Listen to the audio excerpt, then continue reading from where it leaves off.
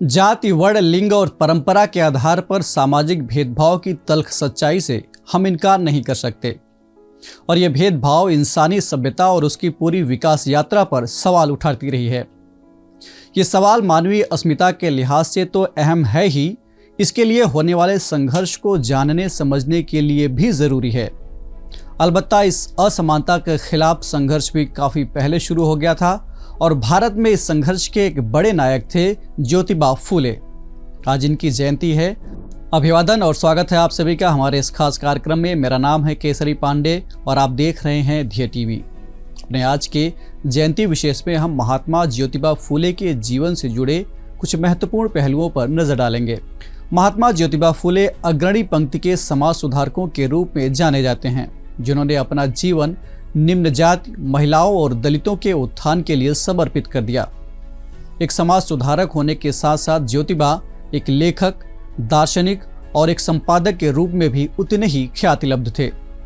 इनका जन्म 11 अप्रैल 1827 को महाराष्ट्र के सतारा जिले में हुआ था। इनके पिता का नाम गोविंदराव फूले और माता का नाम चिमड़ाबाई था।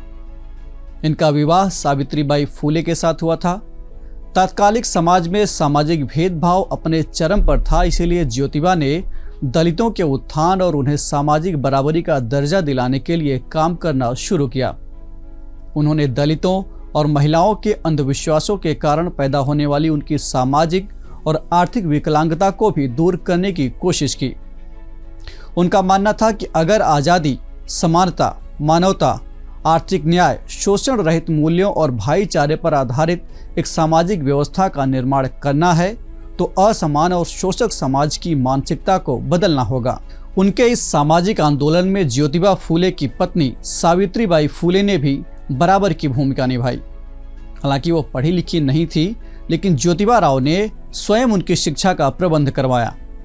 इसके बाद उन्होंने भारत में लड़कियों के लिए समर्पित पहला विद्यालय खोला। इसके साथ ही उन्होंने कई विद्यालयों की स्थापना की और इसका दरवाजा निम्न जातियों की लड़कियों के लिए भी खोल दिया गया।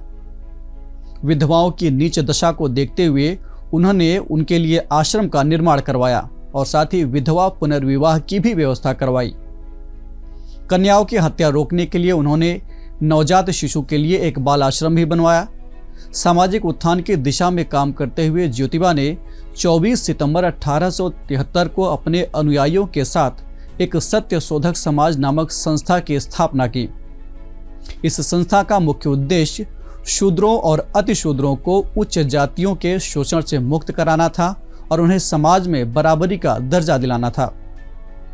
ज्योतिबा ने वेदों को ईश्वर रचित और पवित्र मानने से इनकार कर दिया और तर्क दिया कि यदि ईश्वर एक है और उसी ने सब मनुष्यों को बनाया है तो उसने केवल संस्कृत भाषा में ही वेदों की रचना क्यों की। उन्होंने वेदों को ब्राह्मणों का स्वार्थ साधने वाली पुस्तक बताया। उन्होंने मूर्ति पूजा का विरोध किया और समाज में प्रचलित चतुर्वर्ण जाति व्यवस्था को मानने से इनकार कर दिया। महात्मा ज्योतिबा फूले ने न केवल सामाजिक विभाजन और स्त्री की दशा को सुधारने के लिए काम किया, बल्कि उन्होंने कई पुस्तकें भी लिखी। उनकी पुस्तकों में तृतीय रत्न, ब्राह्मणांचे कसाब, इशारा, पोवाड़ा, छत्रपति शिवाजी भोसले याचा, अस्पृश्यांची कैफियत इत्यादि प्रमुख हैं। ज्योतिबा फूले की सबसे चर्चित पुस्तक गुलामगिरी है, जो 1873 ईस्वी में प्रकाशित हुई थी। भारतीय सामाजिक पुनर्जागरण को नई दिशा देने वाले इस महान पुरुष का 28 नवंबर 1890 को निधन हो गया। डॉक्टर भीमराव अंबेडकर महात्मा ज्योतिबा राव फूले के विचारों से काफी प्रभावित थे। इस एपिसोड में इतना ही। हम फिर मिलेंगे एक नए कार्यक्रम के साथ। तब तक के लिए पढ़ते रहिए और बढ़ते रहिए। नमस्कार।